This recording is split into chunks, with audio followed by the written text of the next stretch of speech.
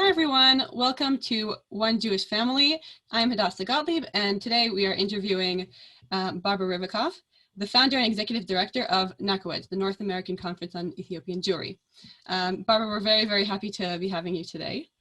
So first of all, how did you first get involved with Ethiopian Jewry? Well, this goes back to 1981 and 1982, when I was first asked, having done one mission to Romania. It was a group that was very involved in Romanian and other groups who hadn't gotten out of their places and gotten to Israel. So I went on a mission to Romania, and sometime after that, I was asked if I would be willing to go on a mission to Ethiopian Jews that was being set up in Los Angeles. I was in New York in Lincoln Square Synagogue, but they planned to go to see what had happened to the Jews of Ethiopia during a long period of absolutely impossible to go see them in Ethiopia, which had very, very strong communist government then, and refused to allow the Jews to be visited. They had suddenly made it possible to go visit the Jews, and I said, sure, I would go along on a mission for that. But shortly before the mission was due to start, we had a phone call from Barry Weiss, who was running it, to say that we will not be allowed by the government to go visit the Jews, but we can go as tourists into the Semien Mountains in northwest Ethiopia, and we happen to know there are Jewish villages up there.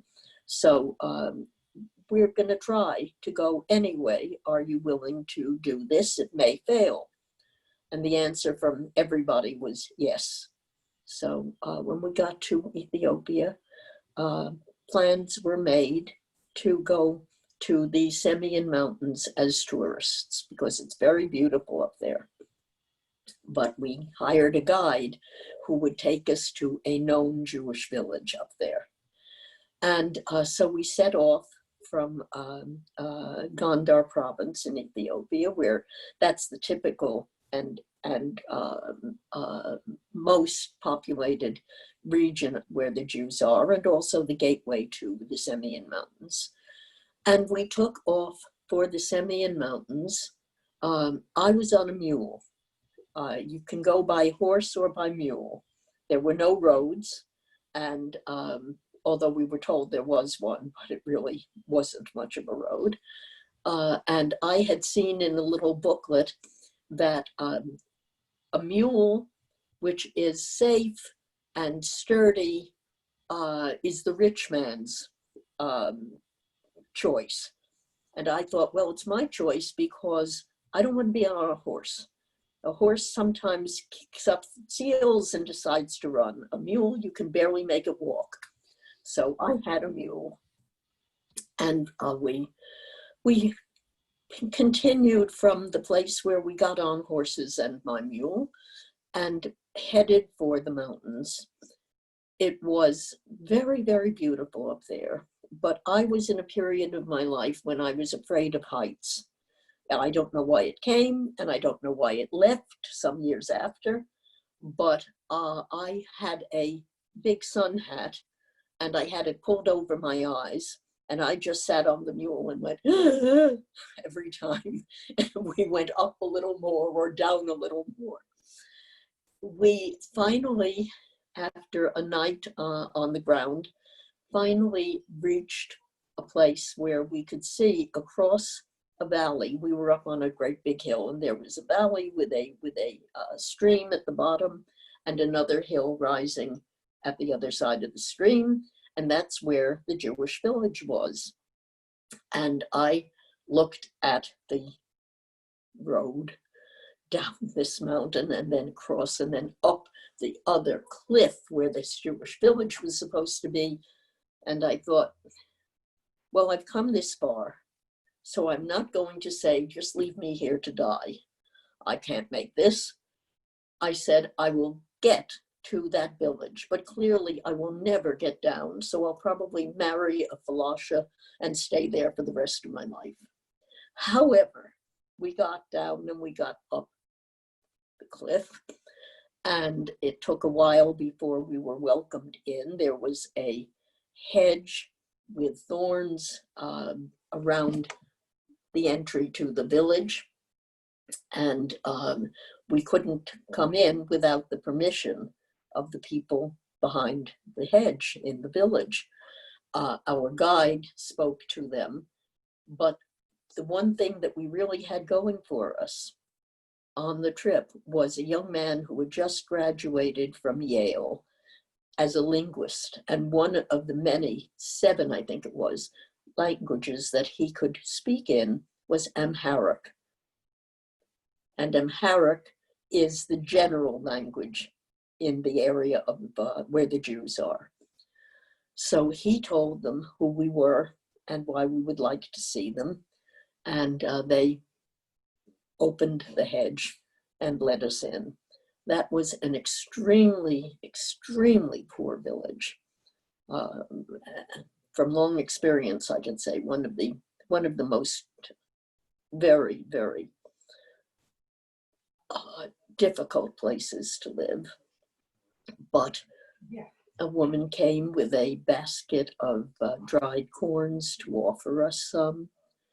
And we had a period of sitting with the people, and they were very glad to see us. But at the point at which we had to leave to start back to Gondar, we asked, what can we do for you? Now these people, they needed everything. They needed doctors. They needed education. They needed food. They needed anything you can think of in the world that normal people have. And you know what the answer was? Help us get to Jerusalem. That was all they asked from us. Help us get to Jerusalem. And when we left the village and going back, we slept on the ground in a Gentile village also with nice young men standing there and keeping fires going because it was a very cold night in the high mountains. I kept thinking of that.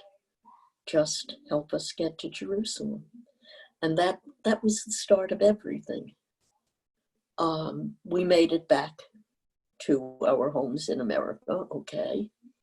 We stopped in Israel en route and reported to the Israelis, who were very anxious to know, because although they had an embassy in Addis, it wasn't used as an embassy, it was used as a consulate because Israel didn't have full recognition by the Ethiopians.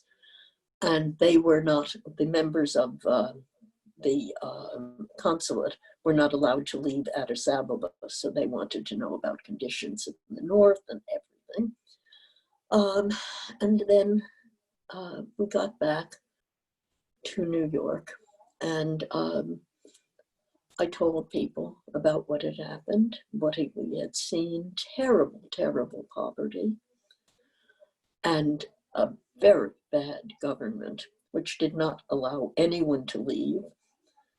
If you got caught trying to leave, you were taken back to your village and punished. If you got caught twice trying to leave Ethiopia at that time, you were shot dead at your village.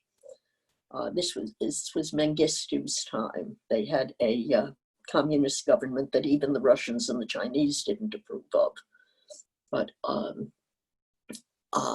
and people said to me, "What can you do?" And I said, "I don't know. We can't send them money. They don't have bank accounts, and they don't have mail delivery. We can't go visit them because we're not allowed to go. we have to pretend to be tourists. I don't see what we can do. And I had grown up in a Jewish household, but it was a very secular one. We weren't involved in organizations. I was then in the process of becoming observant at Lincoln Square Synagogue in New York. And when friends there told me, you have to start an organization, I said, listen, the only thing I know about Jewish organizations is there are too many of them. And I don't see what an organization can do that when we can't do anything. They said, no, if we have an organization, we'll be able to do something. And it turned out finally that they were right. And a little group of us of 4 people started NACOEJ in my apartment and remained there for quite some time. And to my astonishment, when Lincoln Square gave us the use of their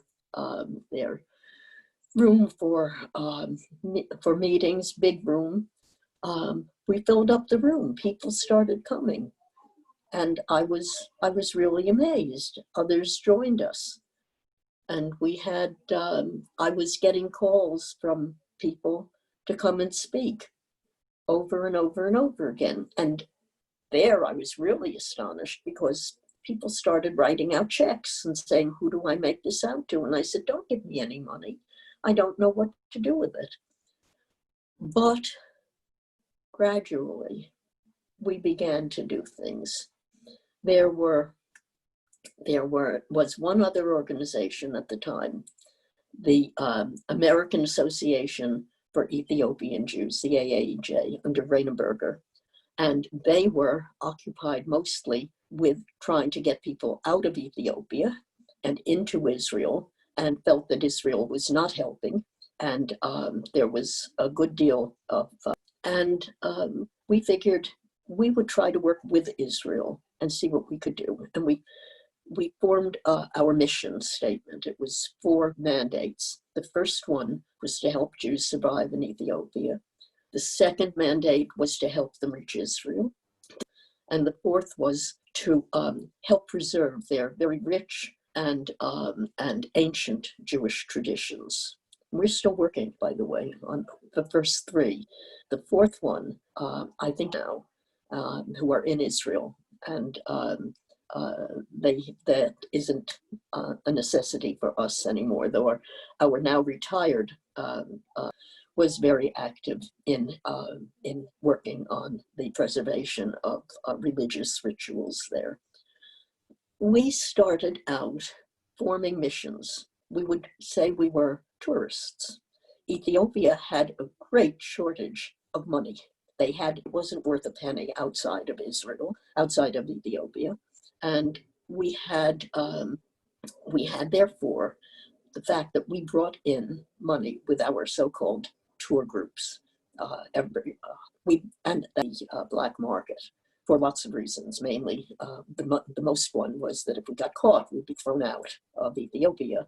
But also, this meant that the Ethiopian government actually really wanted our hunt when we came in as a tour group. I don't think they ever believed we were a tour group, but they wanted the money. So after that, we had a number of missions.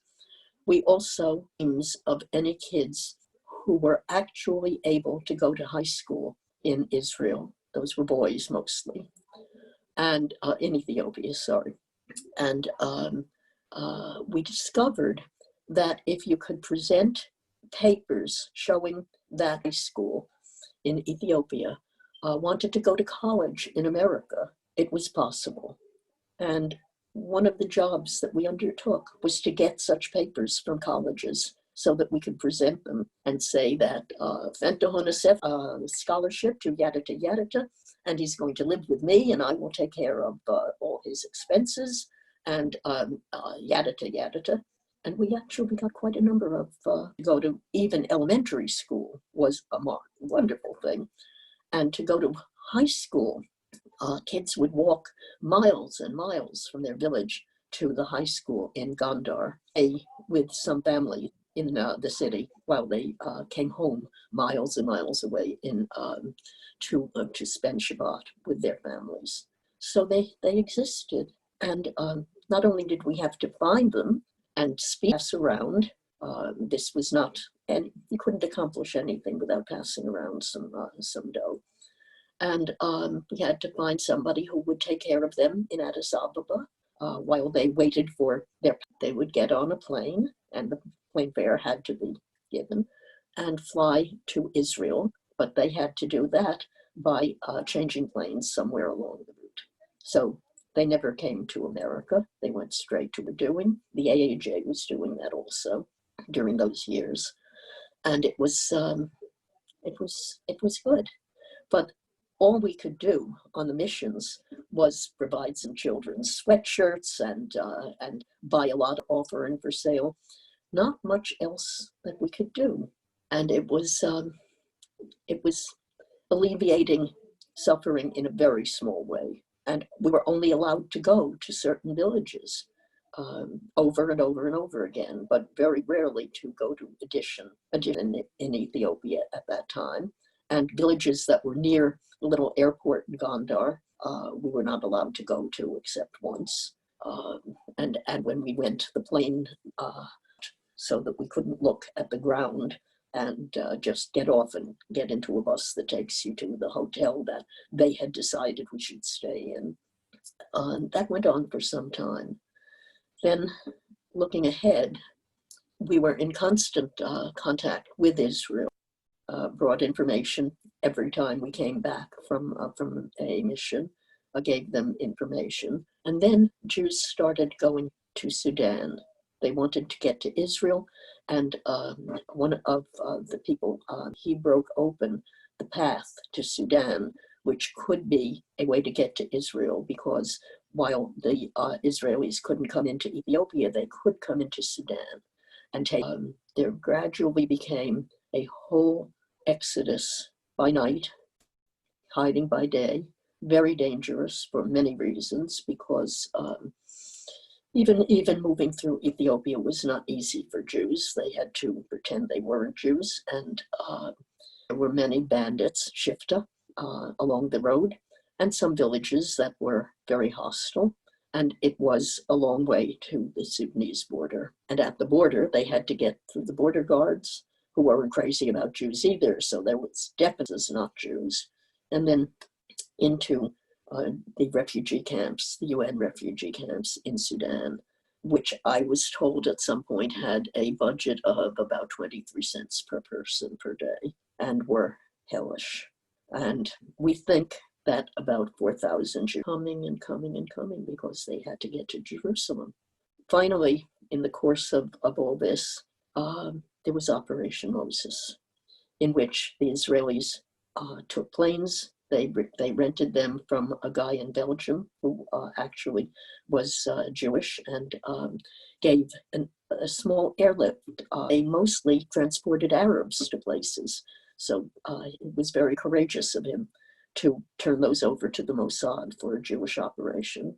And people by then were going into Ethiopia and into Sudan more, Ethiopian Jews, to look and find out which of the tents were occupied by Jews, and move them out into the desert and bring in planes that came down in the desert, and the Jews were taken on those planes. And then astonishment. Unfortunately, before they had gotten all the Jews were in the Sudanese refugee camps out, the mission Operation Moses, and so of course it had to end. And there were still some left in the camps, and there were a lot left in Ethiopia. And the incoming ones into Israel, we were very anxious to fulfill the third mandate we had to help Jews become good citizens by absorption. But for the Israelis, it was all brand new. And, there are so many things that you don't know, you don't understand from one culture to another. All the basics. We love our children, and we want a better life, and we want health and all that. But culture is often is often simply not known. And I was absorption center early on after Operation Moses, and saw that all the babies were being kept in a nursery in nice white sheets, and it all looked so clean and healthy, and sounded fine to me. Well, it wasn't fine. The mothers wanted the babies on their backs, which is where they always carry them in Ethiopia. And we know that that's an important bonding thing. It's wonderful for the children. And the Israelis didn't. Eventually, we all learned, and the babies coming in the future after that stayed on their mothers' backs. But I have often thought of another thing. One of the things I think was most important to me in learning that culture's different. In our missions to Ethiopia, we often saw girls and women carrying water in big straps going across their chests, and carrying water. Water is very, very heavy, and these big pottery jugs, and sometimes people were bent over, women, and that was women's work, bringing clean water, because otherwise you don't have it, but it was better than whatever might be around the house. And I was very distressed, but there was nothing we could do about it. But after Operation Moses, some of the children who were in Israeli boarding schools immediately, which was also not so, they had a teacher who was very creative and was asking, it was a girls' school, was asking the girls to draw pictures of their home village in Ethiopia and write about the villages and their lives in them. And some of those pictures and passed on to me. And there was one that really opened my eyes. It was from a girl of, I guess, about 12 years old, who told about the first jug to carry water had been made for her by her mother. And she said she made the jug just my size. And there was so much love in both of these, the girl and her mother. And I realized suddenly that what looked to me like just a terrible affliction, to have to lug water for miles on your back, it was a coming of age for a girl. She was being accepted into woman's life, and she regarded it as terrific, and that her mother had made the pottery jug for her, just her size. And I said, I didn't understand. My culture would regard as a horrible thing that you have to do. And to her, she was becoming a woman, and she was very proud of it. And so after that, I was very careful about what we thought they ought to be having if they had something else in mind entirely. We're also able to start working on our third mandate, which was to help the absorption. And we did help a number of programs. We had only one representative of our organization in Israel, good programs that needed money. And so our function was to supply that money. But when we came through Operation Moses, and we were, no, then it was later in Israel, after Operation Solomon. I was in Operation Solomon in Ethiopia. I'd been asked by Israel to, I was home at that. Representatives in Israel had left because the civil war was coming to a head, and it was about to hit Addis Ababa, and we forced them to leave. We had to scream at them to leave, but they did, but they would get back to Ethiopia soon. And so we were very active in Operation Solomon, which was a great miracle, and Israel at its utter best, doing marvelously and after it, both we and the representative of the AAJ were asked to stay and assist with absorption in Israel. The AAJ said no. Their leader, Grainenberger, who's wonderful. Our job as Americans to try to help to get the Jews to make Aliyah, and now that's been done. And it's the Israelis' job to bring about absorption, not Americans. And so they closed their ranks. But for a formative statement, and we wanted very much to do it. So we were asked what area we would like to work in. They asked us to pick out what it should be, and we picked out education, which seemed to us to be the great open sesame ever since. ever since, both in Ethiopia and in Israel. And it's been a new and different phase of our work. We have still been concerned, very much concerned, about Jewish lives in Ethiopia, which are now, of course, many, many, many times worse than they were, because, first of all, the virus, which has been nobody knows however many people are affected, because they have almost no test kits, and there are very few hospitals, and there are very few doctors, and we may never know, but we do know some things that can be done for it. And with Ethiopian Jews in the lead, we have helped to provide food and clean water and soap, which soap is absolutely regarded as an unaffordable luxury in Ethiopia, and various other things, health aids, and so that is something that is ongoing. I wish it weren't, but this is a greater crisis than I've ever seen before. For a long time now, one of the things that kept Ethiopian Jews going has been remittances from their families in Israel. There's so many broken families, all for a variety of reasons. And so those families in Israel have been sending money to Ethiopian Jews, to their families in Ethiopia. I remember one time when I was with at a service, and although I don't speak Amharic, I recognized when there was a period when a whole bunch of names were being read off at me. I hope those aren't names of people who died recently. There are an awful lot of them. And I was told, no, they're reading out the names of people for whom money has arrived, who can come by the office and pick up the money. The Israeli economy has also been badly hurt by the virus, and money isn't coming in. It's not coming in. And while Ethiopian Jews in Gondar have on construction projects, all those ended too with the virus. So we now have whole families on starvation. And we have been having, along with our sister organization, feeding centers for severely malnourished children under age 5 and for pregnant malnourished. And those we, of course, had to take out of the feeding center because that was a crowded place for people, and you don't want that. So what's happening is that the mothers of the kiddies also come twice a week and pick up money for the child whom we were feeding in the feeding centers and take that home for 3 days or 4 days of food. But what seems to me to be obvious is that it's one thing to have mommy take little Fenton to the feeding center and he eats and then they go home. It's another thing when the food comes into a house where nobody, to the one child, when everybody is without food. The children 5 years old enough, mommy and daddy, an old grandmother.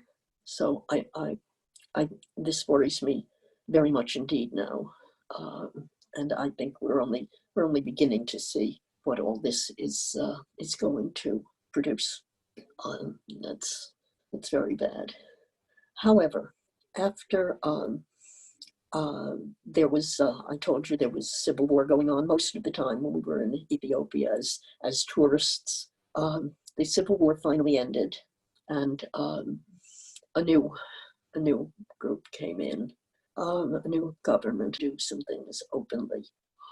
And over the years, before Operation Solomon, we built schools, we built synagogues, really big open spaces covered with just a roof and 1 or 2 walls to hold like 1,000 people, and often did, and also served as workspaces, particularly in Addis, the capital. An embroidery project going. Embroidery is a traditional Ethiopian art, and it's the only one that I know of that is practiced by both men and women, and that enabled us to give paid jobs, and we could afford it because the embroideries that they made, I don't know if you've seen any, are really fantastic, And by selling them in America, we were able to support the embroidery program and thus the families. And it's been happened. There, we were able also to build schools and on our compounds in Addis and in Gondar. And I have met in Israel so many people who have recognized NACOEJ or my name, Barbara, or Andy, and say, I was in your school. There was one time I was going around Israel with Rabbi Waldman, Menachem Waldman, who's a great activist for Ethiopian Jews. And he speaks some Amharic. And we were going around to schools and absorption centers to see how the newcomers are doing. And in one, a speech and introduced me. And I gave a very short speech of happiness that they were there, and which were translated into Amharic. And then one place where we were at a vocational training school, but it was a good school, really good school. And after we both spoke and chatted with people, we left. And a young man came running out of the building because he had recognized my name, and he wanted to say that he said, when I was just a child, and I knew nothing. I couldn't read, I couldn't write, I didn't know anything. I felt like nothing. And then you made a school, and now look where I am.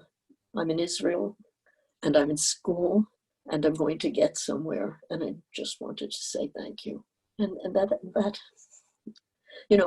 we've got hanging in our, we have a lot of plaques from various organizations where we've spoken, and they say all these wonderful things. But that was more, that was important. That a boy said, I really felt like nothing, but now I'm somebody, and it's thanks to your school. I can tell you, but I do want to tell you that in Addis Ababa, one of the programs that we decided to run, we had school for children and even middle school and high school. We built a little library. I mean, really, these were good things. And then Andy Goldman, who was our representative there, had a friend who knew about circuses. And Andy said, let's make a circus, a children's circus. The children were thrilled at the idea. It became a competition once or whatever. And they began, I was so astonished. They were walking on tight ropes. They were low tight ropes, of course, and making pyramids and doing handsprings and all kinds of circusy stuff. They called it Circus Ethiopia. All over Addis had trucks that had music that would go along and tell people that the circus is coming, and anywhere where there was a space, an empty lot, whatever, they would put up their equipment and people would come to watch.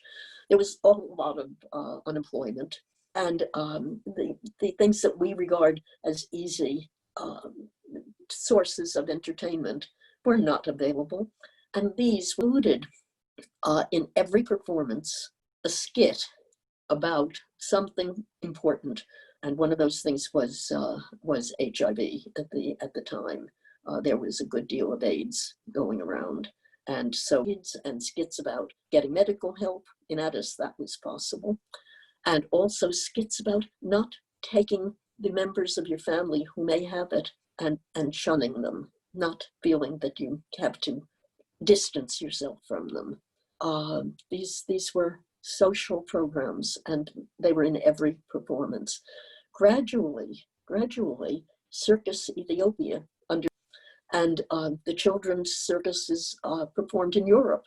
They performed in the United States, and they were awarded, I think by the UN, I can't remember exactly, a certificate as the best program for street children in Africa at that particular time.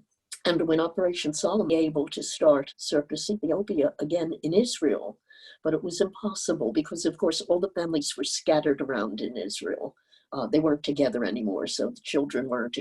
I was so excited to hear that they were doing a children's circus in Ethiopia again. This is wonderful because the kids loved doing it and they were so good at it, and they were so kind and helpful to each other, and we loved it very, very much. When there was little Aliyah, Rainham had been wrong to think that the Aliyah was over with Operation Moses. There were still thousands of Jews left in Ethiopia. A great deal of help, and they still do need a great deal of help. And Israel needs a great deal of help also with absorption. And with, for us, education was the great key to the future for the community. And we've been working on a school with college and high school scholarships that enable, well, some of those at the point at which they were started, the high school we were called by Israeli families in Israel and told, we don't want to send our kid back. It was virtually required of Ethiopian families, but they couldn't say no because there were so many expenses involved with going to a local high school. And so parents came to us and said, we don't want to send our kids away. Decided to provide scholarships to high school kids that would cover costs that now are covered sometimes by the government. Textbooks. They at that point, they had programs in the school for which you had to pay. And it was not possible for Ethiopian families to pay. So we had many college, high school kids stay home and go to school and get their textbooks and take advantage of all the other things in school. We still have it, but some of those things have been now taken over as they should be by the government. And then I remember that President of NACOEJ, not the government, although we had help, with the first George Bush, when, well, that's another story I'll tell if we have time. But we had our president, Jonathan Geese, me and some others, and he went and paid a call on an apartment which was occupied by a number of Ethiopian students who were going to the Hebrew University, and they were sharing an apartment. The refrigerator in their kitchen, and there was nothing in it. Some water, there's nothing. And he spoke to the kids, and they weren't really kids, they were young adults, and said, where's the food? And they said, well, it's the end of the month, and we don't have any money for food. They were having a very, very, very difficult time. Jonathan's move was to immediately phone his mother in California and say, Mom, they need help, get them help. And by the next day, the Mitty Giesberg and Peachy Levy and some others in our California people were starting to get sponsors for the kids. And we still to ever have scholarships for Ethiopian college kids. And we have had them for now many years, and with hundreds and hundreds of students who could not difficulty, and our scholarships helped. By now, I think there are many other scholarships available also, and that is at least what I have been told. And but our kids and their sponsors, I still keep calling them kids just because they're college students, but most of them had already been through the army, graduated from high school and been through the army, and by the time they get to, and many of our sponsors have seen their students through graduate school also, and many of them have met in Israel, and some have come to the United States at their request to visit with them in situations in this. And that's been very gratifying indeed. It was this young woman, her name is Eden, I think, who's a singer, and she was going to represent Israel at the Eurovision program, but that, of course, school students. And we have had high school students also in the very special, very good, and sometimes specialized high schools, usually, since those are very expensive, with 2 or 3 sponsors joining together to pay the bills of good stuff going on. And I feel wonderful that I've had a part in it. It's very, very important to me. I could tell you for an hour about Operation Solomon.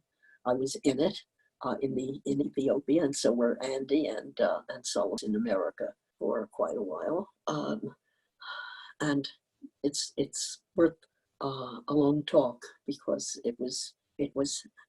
I kept saying it's all miracles, and it tells people it's not like you say it was a miracle that I caught the bus. I mean, things that just couldn't have happened and did happen. And if it was who worked in Operation Solomon will regard that it was a very high point in our lives, very. But I think this is probably enough for now. Barbara, that was fantastic. What an incredible account. Wow. Thank you so much. You answered all my questions and more. I just wanted to ask, what do you think can be done right now? You described the crisis that's going on in worldwide, and how horrible it is in Ethiopia. What can we do to make things better? There we know some of the things that are absolutely needed, in the hope that more people will be spared.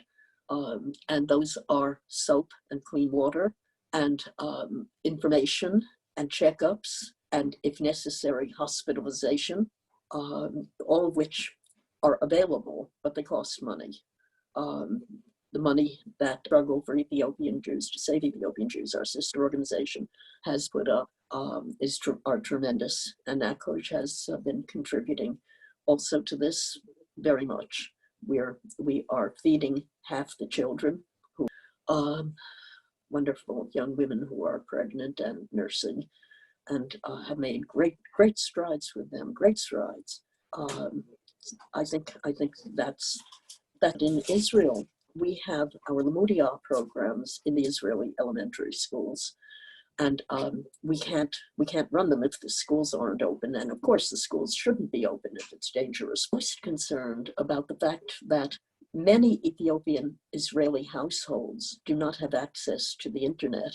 And that means that if the schools close but put their educational material into internet online learning, our children are not going to be able to access it.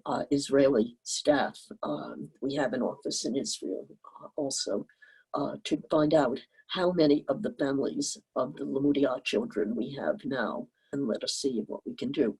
We do have, I think it's 1,100 iPads contributed to the Limudia by the Forster Foundation, very generous of them. And the children use them in school, but so far they've never been locked up each night in school and not available at home. So that whole thing, I know there are some American organizations in Israel that give computers to Ethiopian Jews, and I want to do what we can do to try to make this possible, because schools are open now, but they'll shut down again if, as is likely, some teachers get sick, or even some children get sick, but they even can die, and there have been some who have. But mostly, I'm assuming a certain amount of health, but no education during this time, and that's true in Israel. And these are some of the things that worry us right now, and that we hope to be able to do something about. Okay, well, I also want to ask about, I know there are a lot of disputes about how Jewish the Jews in Ethiopia are right now, and I want to know what you think about that. Yes, there are indeed many disputes, and some of them are over whether the people are descended from the father or from the mother. Right. Orthodoxy is not from the father.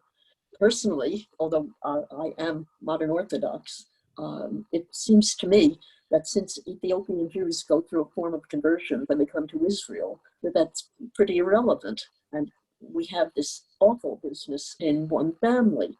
And not, there have been some people committing suicide because they were told that they're not brought into Israel. Children would come very soon, but they aren't. They're not coming. And this is horrendous. So we will continue to think all Ethiopian Jews are not Jews, but the chief rabbis in Israel have proclaimed that they are Jews. And of course, all this goes back to Rabbi Ovadia Yosef, who was the major, that they are Jews. That was how the first Ethiopian Jews got into Israel. So there are, you have to have compassion. Nobody is saying that they knew about rabbinic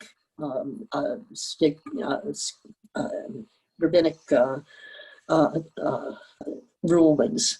They knew and violated them. They didn't know about them. They were completely cut off from Judaism and the rest of the world. So it isn't that they defied anything. They did what they felt was normal. We'd like very much to see the families brought together, because in Ethiopia, the only thing I think more important than religion is family. And that's, you can't take half the family and not bring the other half. I hope very much that will happen very soon, but I doubt it.